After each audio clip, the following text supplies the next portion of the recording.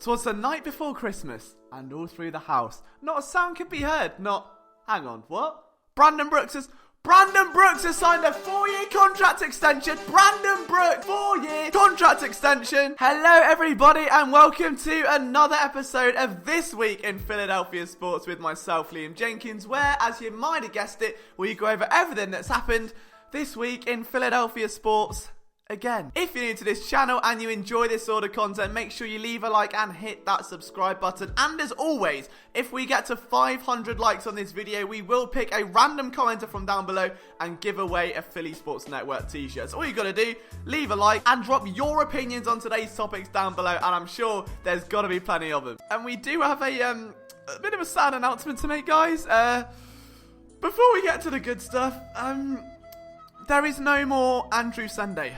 Andrew Sendejo was cut by the Eagles. Team recoup a 4th round compensatory pick, and don't get me wrong, I fully understand the move. They also picked up Marcus Epps, a rookie safety drafted in the 6th round by the Vikings, so it was sort of like a low-key trade that isn't a trade. Like, they've done it, but they probably shouldn't have. One of them.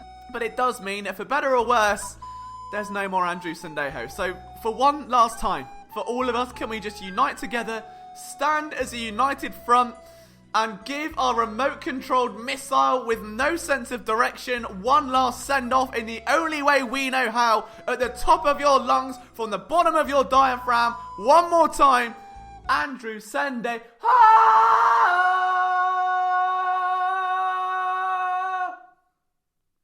It's only fair that we kick things off with the biggest story, and honestly, I was about to record this, and the news broke as I hit the record button. So literally, I'm about to go through the intro, and then the news drops. Brandon Brooks, $54 million, 4 years, $30 million of which is guaranteed. It is a fantastic move for the Philadelphia Eagles, and one that's well deserved. And you know what, like, you guys know this show by now. You know it's a bit of a more light-hearted take on Philadelphia sports. You have a lot of jokes, a little bit of a laugh, and something to set us up for the more serious tones of the week. But if I'm honest, there's nothing to laugh about here. It is just a great move by Howie Roseman, and Brandon Brooks may be one of the most inspiring people imaginable. To come back from a torn Achilles, an injury which many people assumed would keep him out for at least 6 or 7 games, and if not, then maybe 3 or 4. He returned in week 1. He spent the entire offseason rehabbing a torn Achilles for an offensive lineman. That is unbelievable in itself. And not only has he come back, but he is PFF's top graded offensive lineman. He's been playing out of his mind all season long, which is more than can be said for some of the other members of the O-line who have struggled. It's been a bit topsy-turvy, and although they've found their rhythm recently and they're back to their very best, the one constant has been Brandon Brooks, and that's been the case since the day he walked through the Novacare Complex doors back in 2016. He has been absolutely brilliant for the Philadelphia Eagles. And then there's the whole anxiety thing, the fact that he was so open about his battle with anxiety and the vomiting before games and the nerves and everything like that, and he came out and just met it head on, overcame that obstacle, and he's easily one of the top offensive linemen in the league. He's graded as the best offensive guard in the NFL, and he's now paid as the best guard in the NFL. There is nothing to dislike about this move, and there is just no more deserving man on this team of a contract extension than Brandon Brooks. The adversity he's faced, the production he's given, what he's brought to this team, and what the team has given back to him, it's a perfect fit. And this may go down as one of Howie Roseman's best moves ever. And I don't just mean the contract extension, but the actual signing of Brandon Brooks. What happened again way back in March of 2016 when they're setting Carson Wentz up for success. The mantra had always been build through the trenches. You get the trenches solidified, then you move out to those wide receiver positions, and it's been the case ever since. And now if you look at the Eagles offensive line through the next 4 years, it's nasty. Lane Johnson's contracted through 2021, so we may see a contract extension for him soon. Brooks is now extended through 2024. Sayamalo and Dillard both through 2022, and Jason Kelce the end of next season. If you ever want to look for continuity, look no further than the Eagles offensive line. It has been that way since the start of the Doug Peterson era. It will be that way until, hopefully there isn't an end, but the eventual end of the Doug Peterson era. And again, there's just nothing negative or funny or sarcastic or ironic to say. It's just a brilliant bit of business for a player that is beloved by the team, beloved by the fans, and he gives that love in return. Genuinely not be happier for Brandon Brooks right now. Entering his prime, I don't think I've actually seen him play this well in forever. So if you guys want to see a Brandon Brooks film room, let me know down below. We'll get it cooking this week and we'll get it punched up before the Patriots game on Sunday. And talking of which, the Eagles off their bye. They face the 8-1 New England Patriots, a Super Bowl 52 rematch, only this time it's Carson Wentz at the wheel and not Nick Foles. But before we get to the Patriots stuff later in the week and all of that good malarkey, we have to talk about the importance of this bye week because it could not have come at a better time. The Eagles had an October bumpier than my love life. So we finally got a joke in there. I wasn't going to let you down. We had anonymous sources. We had Orlando Scandrick on Undisputed. We had a guaranteed win against the Cowboys, which backfired. We had players cut left, right, and center. It was just a bizarre time for the Philadelphia Eagles. And the fact that Doug Peterson rallied this team to a pair of wins against two very stout defenses in the way of the Buffalo Bills and the Chicago Bears is a real testament to his coaching ability. But now, with a bye, they can hit that reset switch. There was a huge desire for just some radio silence for a bit to get that spotlight, the Eye of Sauron, off of this team because it has been pressing so much that Frodo is trying to put the ring on and the pressure has been insurmountable, and it's just a blessing and a half, I think, to have a week where it's not on this team. They can get themselves back together. They're galvanized by a pair of wins, and even better, they're nearing full health. We're going to see Timmy Jernigan in an increased role after he made his return against the Chicago Bears. The secondary is now pretty much at full health. Cravon LeBlanc expected back soon as well. Nigel Bradham should hopefully, fingers crossed, maybe be back on the field at the linebacker position. And on offense, yes, you've lost Deshaun Jackson. You get the forgotten son in return in Jordan Matthews. And I made a reference in the podcast as to just how perfect this move is, and it is just the ultimate LJ analogy. So for the sake of a video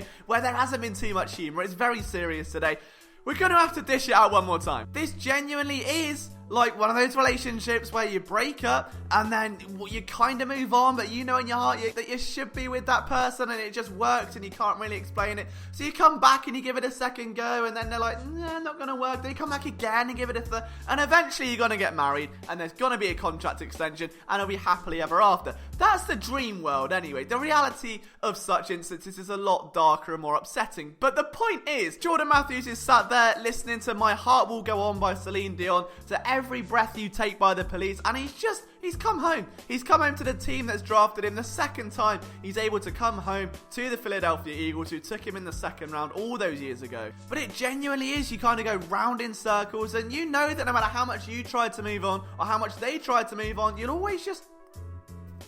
But you never make it work. You're one of them. I promise I'm not in my feelings. I promise. And just to help me tell the story, there is the old no context turn video. See exactly what's out there, and then you come back to me and realise, yes. Some players just perform better in certain systems, and some people ask, well, if Matthews was that good, he should have been extended before. Well, so that's Nick Foles, who ended up almost retiring before coming back to Philadelphia, having previously succeeded in Kansas City. Didn't work out with the Rams. You see where I'm going with this. Like, some players just thrive better. Matthews is best friends with Carson Wentz. He's friends with the rest of the receiving corps. Close with Doug Peterson. He knows the system. He can get in and pick up where he left off. And everyone's last memory of Jordan Matthews was a 37-yard touchdown against the Saints in the playoffs. And if that's where he's picking up from, you can't ask for much more than that, right? So Matthews goes to San Francisco, he goes to New England, none of those tenures worked out as intended, and still when the Eagles came calling, but Matthews, like a guy at 3 a.m. when his phone goes off from the drunk ex-girlfriend,